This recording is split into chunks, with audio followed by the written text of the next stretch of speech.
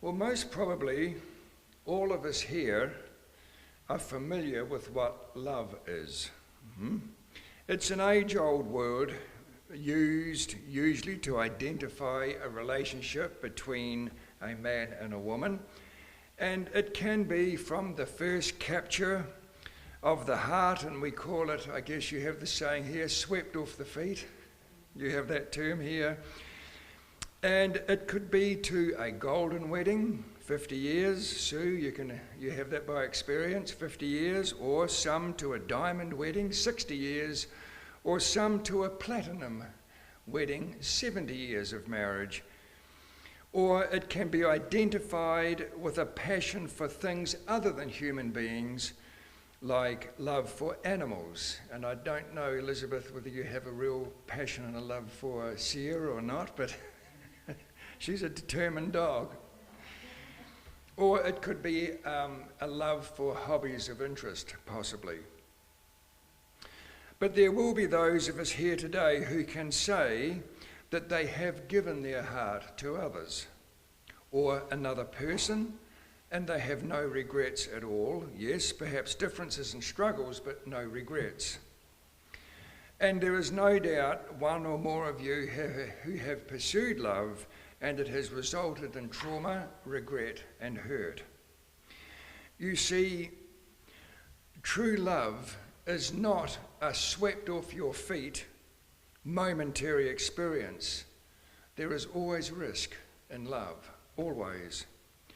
Love to another person always places you in a vulnerable position. It requires you giving out of yourself and exposing your very innermost self, your whole private person, to someone else. True love cautions. True love reprimands. It disciplines because it looks for the long-term good for another, being a husband or a wife, a child, a family, or even friends. It does not take advantage of the other person for an immediate moment of pleasure. And true love will not betray the privacy and the trust of one who has exposed themselves to their spouse or a confidant. But now we add another dimension to love, and that is love and law. And to take it a step further, as we have on our screen, the love fulfilling the law. This changes the thoughts on love somewhat, because even though in what we see in our days as normal love, there are rights and there are wrongs. But when we add the word law, it brings those rights and wrongs much closer to home. So if love is the fulfillment of the law, we need to establish what true love really is. And there's a whole chapter devoted to it. You know it, 1 Corinthians chapter 13. It's well known, and you can follow through if you like, as I'm just giving a summary of this chapter, 1 Corinthians 13. If you are a great orator and have a way with words, if you know all the Bible prophecies, if you understand the great mysteries of life, if you even have a great faith, if you give your wealth to the poor, if you give up your body as sacrifice to whatever cause, but if you don't have a godly, genuine love, it really amounts to how much? Nothing. Because, the chapter goes on, real love endures. It shows kindness. It doesn't envy when others may gain and you seem to be on the back foot. It doesn't push itself in front of others. It doesn't puff itself up. It is modest and it's humble in its behaviour. It doesn't react when provoked. It does not rejoice in sin. It does rejoice in truth. It never fails. And when everything else does, it doesn't fail. It may seem as if we are looking into something that's hard to comprehend, but we will face true love in reality one day very soon. Out of faith, hope, and charity, charity or love is the greatest gift. So there is a definition of what love really is. But there's more to genuine love. And the best place to go to find out more about love is to the disciple that wrote with his pen dipped in love, and that is the disciple of John, the disciple that Jesus loved. We need to move just from definition of what love is to the morals and the heart of love in humanity. In the Gospel of John, that word love, loved, or loveth is recorded 51 times. That's 51 times in 21 chapters. But in 1 John, the word love, loved, or loveth is recorded 46 times in just 5 chapters. But the greatest of these is chapter 4, where these words are recorded 27 times in 21 verses. 1 John chapter 4. I want to look at some of these. I want to look at 2 blocks of text in 1 John chapter 4. We're going to look at verses 7 to 12 initially, and I want you to start and understand the concept of love. 1 John chapter 4, 7 to 12. Beloved, let us love one another, for love is of God. And everyone that loveth is born of God and knoweth God. He that loveth not knoweth not God, for God is love. In this was manifested the love of God towards us, because that God sent his only begotten Son into the world, that we might live through him. Herein is love, not that we loved God, but that he loved us, and sent his Son to be the propitiation for our sins. In verse 11, Beloved, if God so loved us, we ought also to love one another. No man hath seen God at any time. If we love one another, God dwelleth in us, and his love is perfected in us. Come to verse 16 through to 21.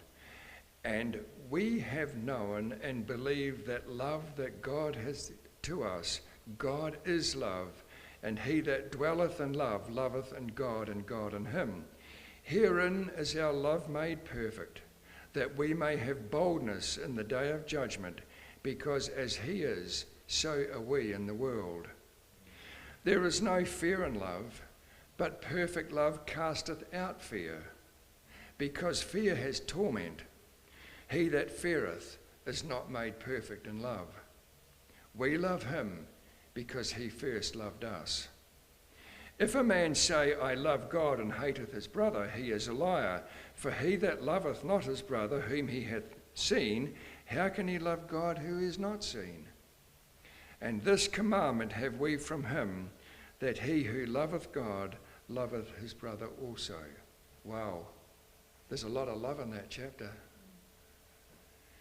So in all this, that is real, where real love is found, even though there may be many more references to the Bible, and I appreciate that, but that's what we're focused on. So this chapter identifies real godly love. The love we were designed and made to receive, and in turn to diffuse back out. But in all honesty, do you really comprehend what we've just read? Do you understand what real, true love really is? And as Jonathan brought out in Sabbath school, mothers may have a better comprehension than fathers, or women or men who have never parented a family, possibly. But the one that you brought into this world, doesn't that give you a binding and a binding, gluing love for that child. I remember when Angela had our children, the pain was incredible, but you soon forgot the pain. God understood this. In Isaiah chapter 49 and verse 15, we have these words. Isaiah 49:15, we have, "Can a woman forget her sucking child, that she should not have compassion on the son of her womb? Yea, they may forget, yet I will not forget thee." Are there mothers who do forsake their children? Sadly, that is the case, yes. The word love, in this sense, here in this verse, it's a foundational love, an underpinning connection that bolts or glues two people or more together. But that same love, when it sees danger approaching the loved one, disciplines out of their love for their loved one. And that discipline may hurt and even offend, wound, or even crush. The receiver of the discipline may be horrified at this rebuke, short term. But the lover moves out of passion for the long-term love for their lover. So now, if loving is going to be the fulfillment of the law, what law is it going to fulfill?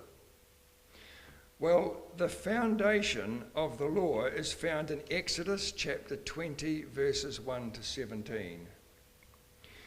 And I would encourage each one of you to memorize the 10 Commandments. You just might never know when you need them. You may be surprised. I had an experience in March of this year because at home I may have mentioned that we have a bit of a choir. It's a wee bit of a bush choir, but it works. And we take it into the prisons, and we also go into a rest home. The last time in March, we were in a rest home. After the presentation was finished, a dear elderly lady beckoned me over. She said, "Come over." I said, "Sure. Do you know the 10 Commandments?" I said, "Yeah, I do actually." "Can you recite them?" I said, "I can, but I've got a head full of narration and song right now, but I will do it." And I recited the full 10 Commandments to her. And she said, "Well, you know, I've asked a lot of people, Christians that have come into this rest home, if they know the 10 Commandments, and nobody's been able to do it." Now, I wasn't proud of it, but I was grateful that I'd learned it. The problem is with myself is that when I can't sleep at night, that's when I recite the commandments, Psalm 23, Psalms 91, and the 3 angels' messages. We've done others, but I've forgotten them. Psalms chapter 8's a beautiful psalm.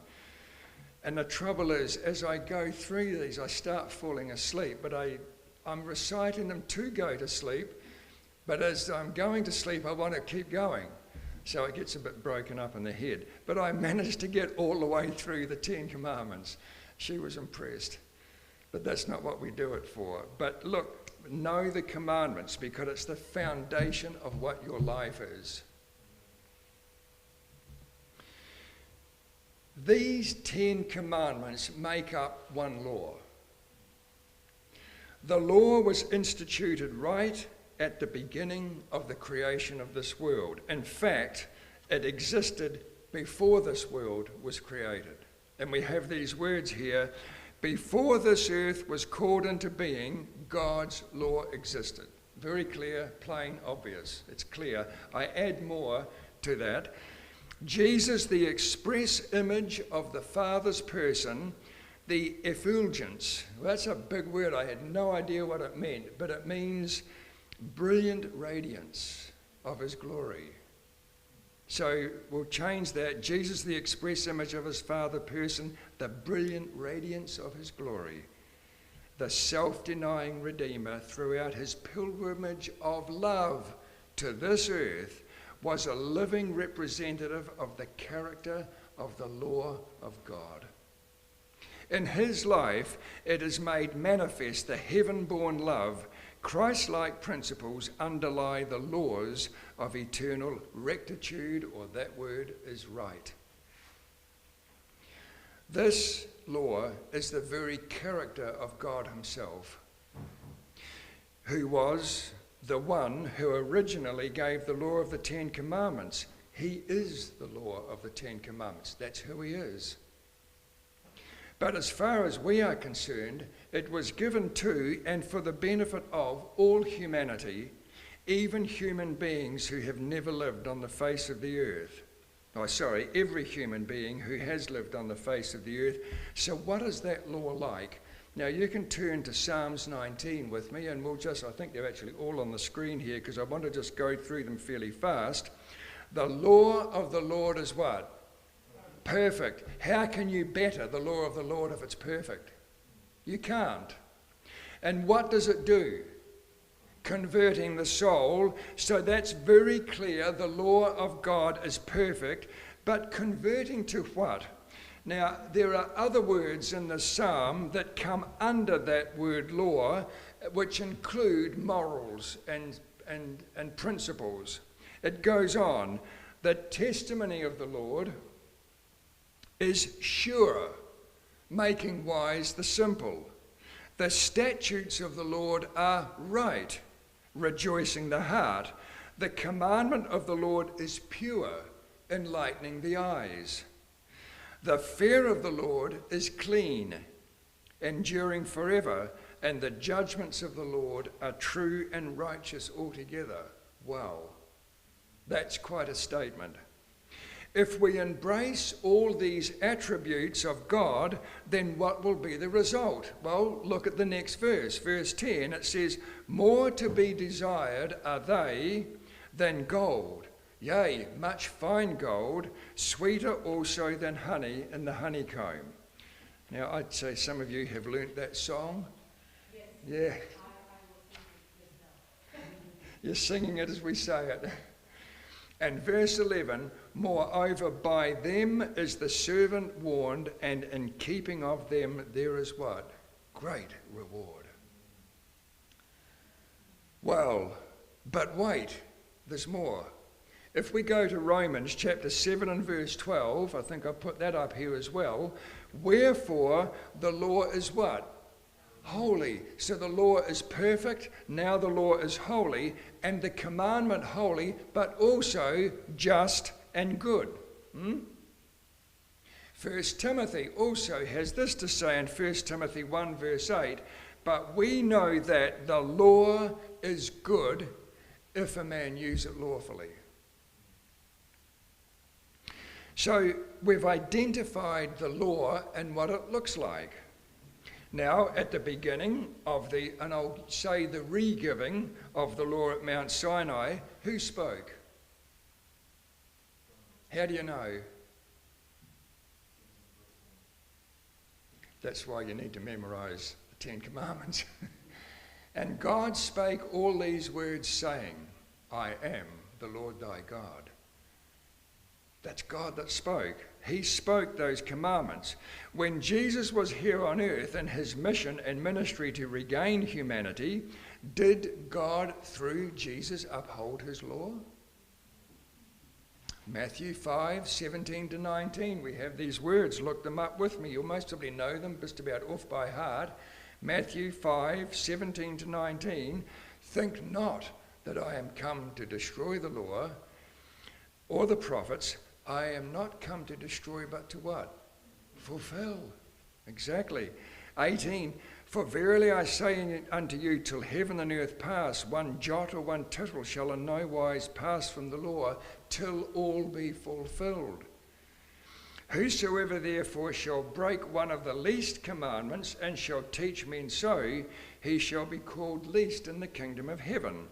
But whosoever shall do and teach them, the same shall be called great in the kingdom of heaven. So there is no hint of change from Sinai till Jesus' ministry. No hint. Not a cross of the T or the dot of the I would be changed. Nothing. It was exactly as it was given some 1,500 years later. Jesus elsewhere verifies and endorses this same law in Matthew chapter 22, verses 34 to 40. I encourage you to look that up with me. Matthew 22, 34 to 40, and I give you a lead into this. It says, "But when the Pharisees had heard that he had put the Sadducees to silence, they were gathered together." Verse 35, "Then one of them, which was a lawyer, asked him a question, tempting him, saying, 'Master, which is the greatest commandment in the law?' And Jesus said unto him, 'Thou shalt love the Lord thy God with all thy heart, and with all thy soul, and with all thy mind. This is the first and great commandment. And the second is like unto it, Thou shalt love thy neighbour as thyself. On these two commandments hang all the law and the prophets.'" So, on those thoughts and what's just been read there, did Jesus just summarize the first 4 commandments from Exodus 20 as he was speaking? Did he? Well, yeah, he did. He just summarized them, but it was based more on word for word from somewhere else. And you come with me to Deuteronomy chapter 6 and 1 to 5. Deuteronomy 6, 1 to 5. Did Jesus just summarize those first 4 commandments? Yes, but it's more direct. Deuteronomy 6, 1 to 5, and I give you a lead in as well. "Now these are the commandments, the statutes, and the judgments which the Lord your God commanded to teach you, that you might do them in the land whither you go to possess. That thou mightest fear the Lord thy God, to keep all his statutes and his commandments which I commanded thee, thou and thy son and thy son's sons, all the days of thy life, and that thy days may be prolonged. Hear therefore, O Israel, and observe to do it, that it may be well with thee, that thou may increase mightily, as the Lord God of thy fathers has promised thee in the land which floweth with milk and honey. Hear, O Israel, the Lord our God is one Lord." And look at verse 5. "And thou shalt love the Lord thy God with all thy heart, and with all thy soul, and with all thy might." There are the actual words that Jesus spoke to that young Pharisee. Jesus basically quoted word from word from Deuteronomy. But read on. Look at verse 6. "And these words which I command thee this day shall be where? In thine heart, and thou shalt teach them diligently to thy children, and shalt talk of them when thou sittest in thine house, when thou walkest by the way, when thou liest down, and when thou risest up." In other words, you will live them.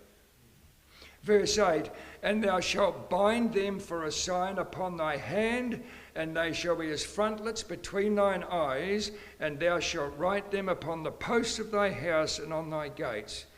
These commandments are absolutely essential. Those who love God with all their heart and soul and might will be his people. They will diligently teach them to the next generation. And just on light of that, I think most of you might know by now that I'm basically English blood, but I'm 5 generations removed. But anyway, I didn't realise the principles that my mother brought us up with, because we haven't always been Seventh-day Adventists. I was a backslidden Methodist, Angela was a backslidden Catholic, basically. But it wasn't until we had our children and realised that we had the responsibility to nurture and bring them up, not the community. It was our job. So that's when we hunted for morals and principles for our children. It's a long story, but that's another story.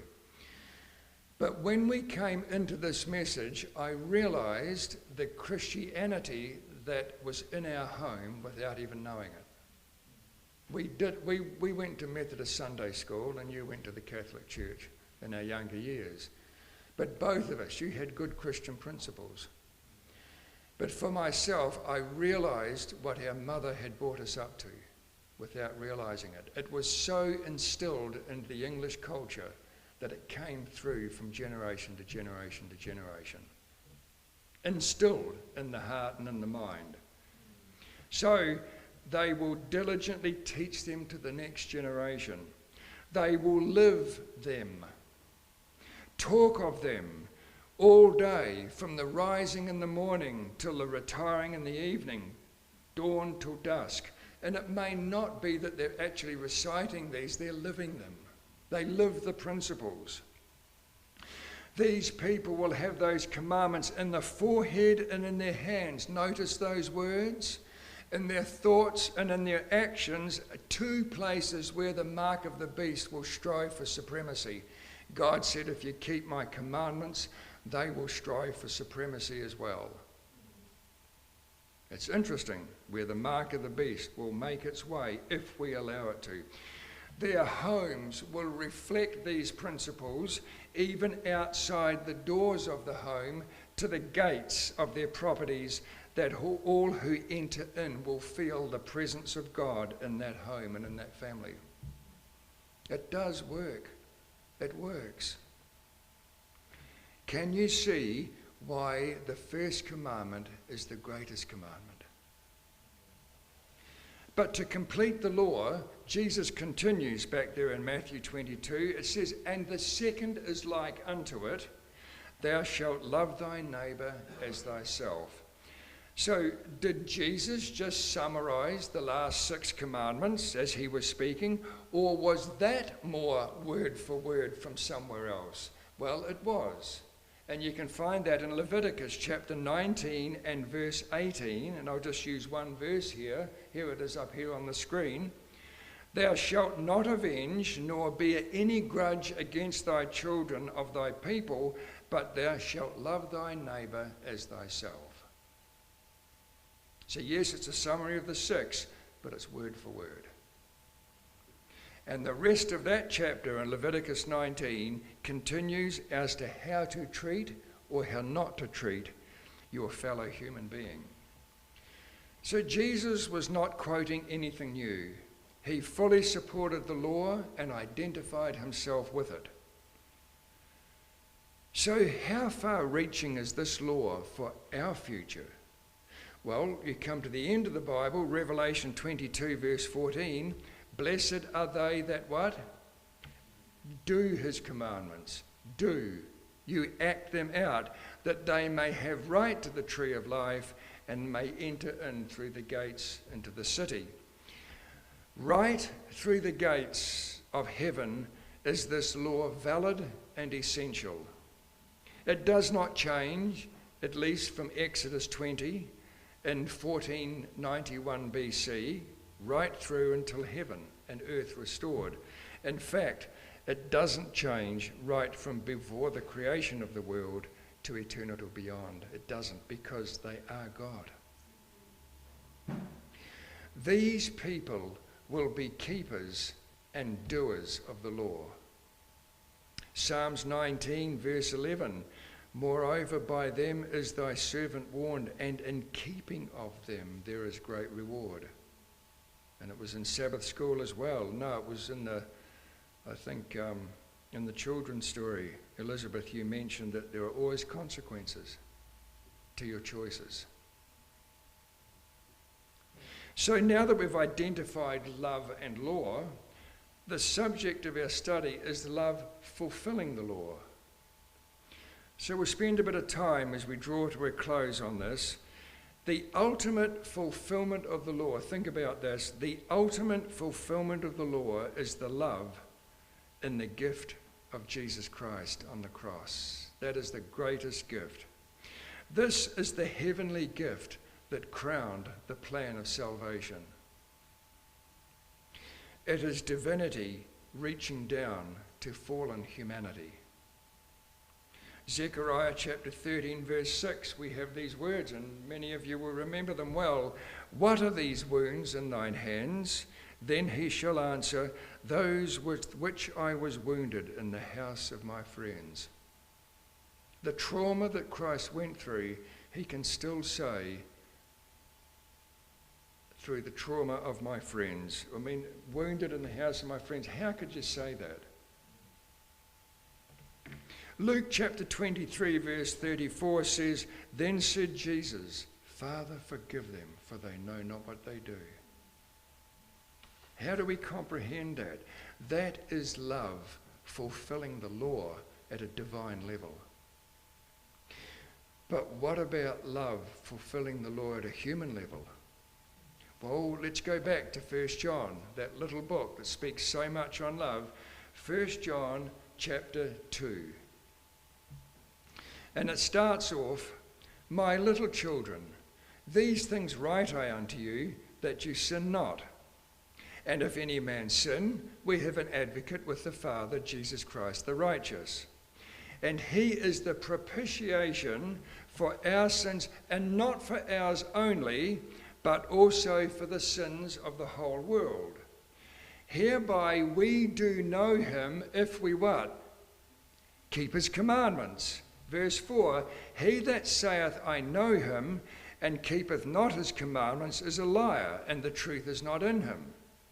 But whoso keepeth his word, in him verily is the love of God perfected. Hereby we know that we are in him." Now listen to verse 6. "He that saith he abideth in him ought himself also so to walk, even as he walked." Verse 6 is love fulfilling the law. "He that saith he abideth in him ought himself also so to walk as he walked." That's us fulfilling the law of God in our hearts. Jesus Christ loved humanity so much that he has sacrificed his life for humanity. Us, here, today. He lived the 10 Commandments, and sin is the transgression of the law, and Jesus never sinned. He lived the 10 Commandments. Verse 9, "He that saith he is in the light and hateth his brother is in darkness, even until now." Verse 10, "He that loveth his brother abideth in the light, and there is none occasion for stumbling." You won't stumble if you love God, keep his commandments, and love your brother. You will not stumble. And verse 11, "But he that hateth his brother is in darkness, and walketh in darkness, and knoweth not whither he go, because that darkness has blinded his eyes." So, in these texts here, we read that if we love one another, we will be in the light. If we hate our brother, we will be in darkness. So what relation does light and darkness have to do with the law? Well, there's a text that we often refer to that was very well known, and it's Isaiah chapter 8, verse 20. "To the law and to the testimony, if they speak not according to this word, it is because there's no light in them." So that way, that light and law will be equated with each other, right? But there's another verse, not so well known, but I want to bring this out, and it's found in the book of Proverbs 6:23, and it says, "For the commandment is a lamp, and the law is" what? It's so clear. "The law is light, and reproofs of instruction are the way thereof." Jesus himself also refers to us as being the light in a dark place. Matthew 5:14-16, "Ye are the light of the world. A city that cannot be hid, neither do men light a candle and put it under a bushel, but on a candlestick, and it giveth light unto all that are in the house. Let your light so shine before men that they may see your good works and glorify your Father which is in heaven." Law and light. So what does that mean, to shine your light? What does that mean? Well, the very next text tells us in verse 17, Matthew 5, verse 17, it says, "Think not that I am come to destroy the law or the prophets. I am not come to destroy, but to fulfill." It means to live the law. It will shine. It will radiate out of you.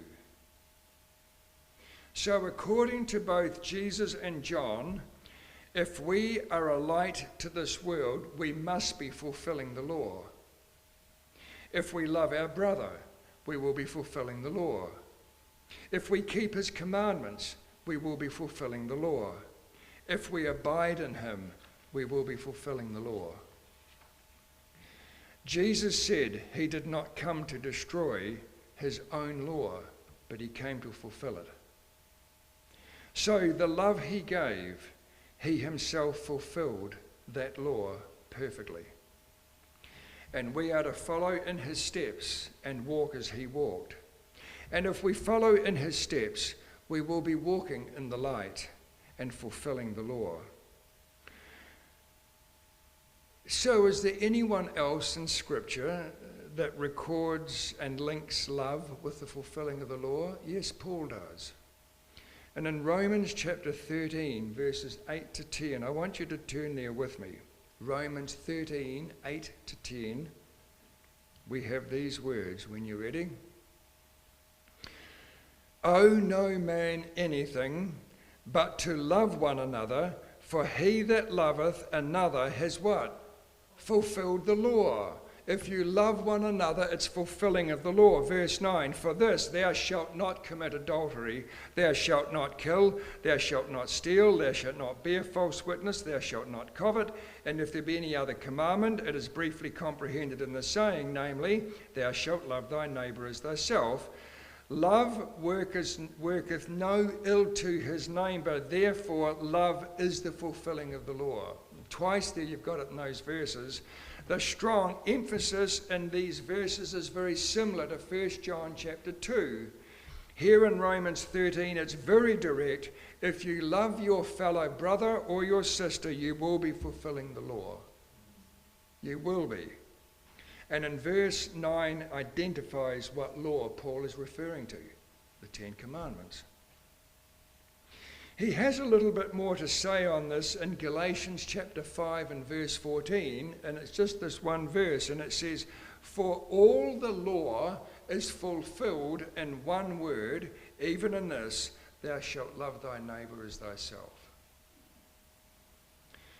And further on in that same chapter, in verse 18, it says, but if you be led by the Spirit, you are not under the law. Now that sounds real odd, doesn't it? If you are filled with the Holy Spirit, you will fulfill the law. You will not do away with it. Because if you are filled with the law, and if you are filled with the Holy Spirit, you will reflect or you will exhibit the fruits of the law. In Galatians 5 again, in the same chapter, verses 22 and 23, the fruit of the Spirit, you know them. Love, joy, peace, long-suffering, gentleness, goodness and faith, meekness, temperance. Against such there's no law.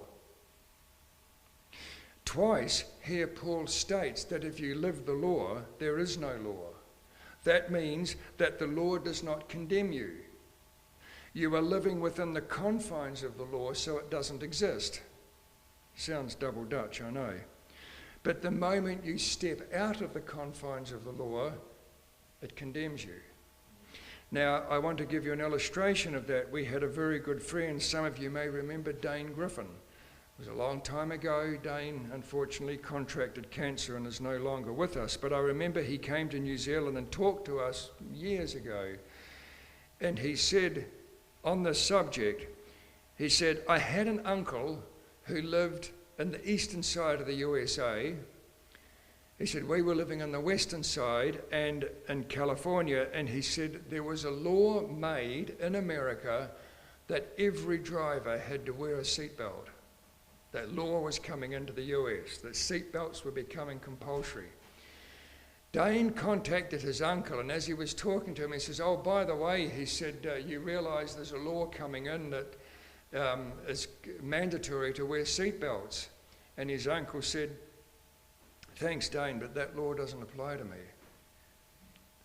And Dane said, of course it does. It applies to everybody in the country. He said, no, it doesn't apply to me. I already wear it. And that's what it means. The law doesn't exist if you're living in it. But the moment you step out of it, it does exist. You get the picture. This meant so much to Paul. Just 5 verses on, in Galatians chapter 6, verse 2, he says, but bear ye one another's burdens, and so fulfill the law of Christ. So what does that mean? The love that we have for Christ, we have for each other, but it's more than that. Bear ye one another's burdens. If someone's struggling hard, give them a hand. Whether it's physical, or whether it's spiritual, or whether it's emotional, give them a hand.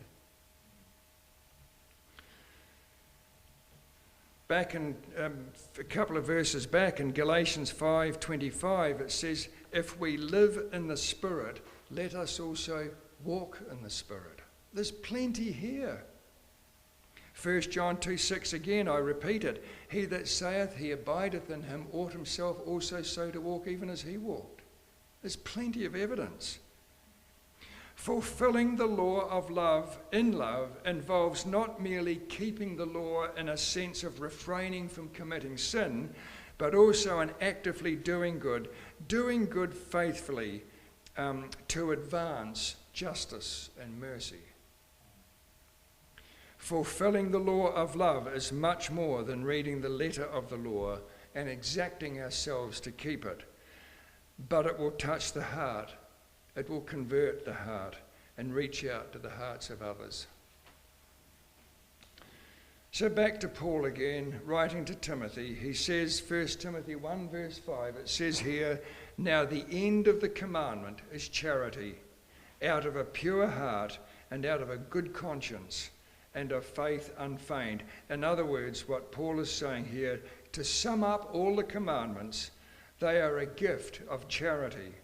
And if that charity is in the heart of the receiver, that heart will be pure, the conscience will be good, and the faith of the receiver will be unfeigned or sincere and genuine.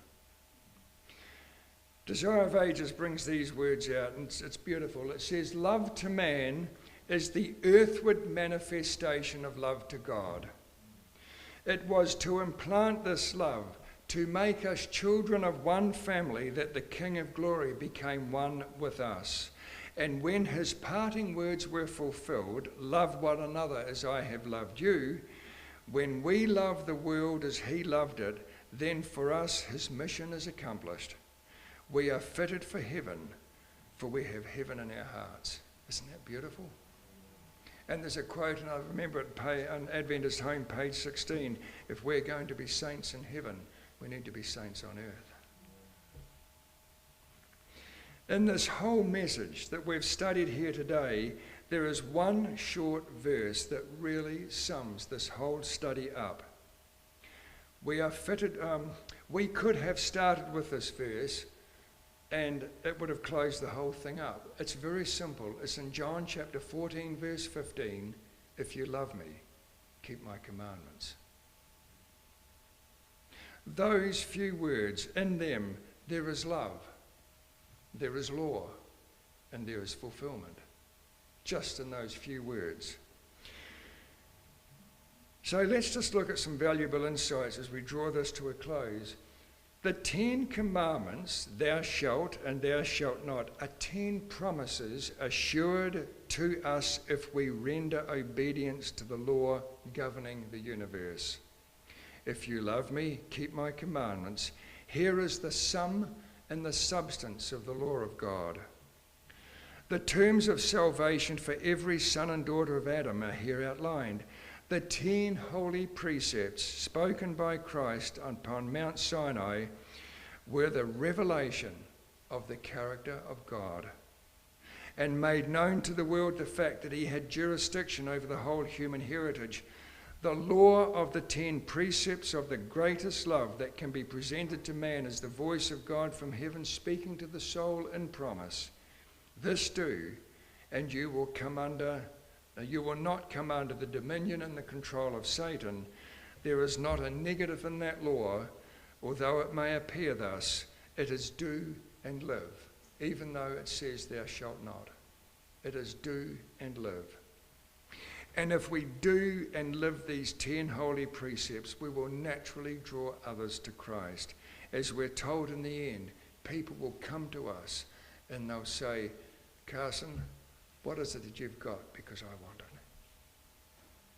Claudia in Romania, what is it that you have? There's something about you. For us in New Zealand, your fellow brethren in South Africa, what is it that you have? But brothers and sisters, I'll say this, if you don't have it in you, it won't radiate out. It has to be within. Very important here on this closing text too, Desire of Ages, it says, those who ministers to others will be ministered unto by the chief shepherd. You give out, you will receive more. They themselves will drink of the living water and be satisfied. They will not be longing for exciting amusements or for some change in their lives. The great topic of interest will be how to save the souls that are ready to perish. Social intercourse will be profitable. The love of the Redeemer will draw hearts together in unity. And it was talking in Sabbath school. How do you go out the door here and tell those people how to find Jesus? And we should be able to say, come into the church, we'll show you Jesus.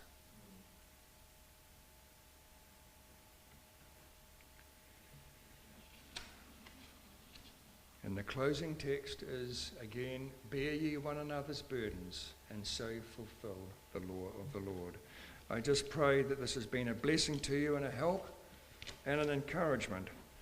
And we have a heaven to win and a hell to shun. We're going to have a closing hymn, Jonathan.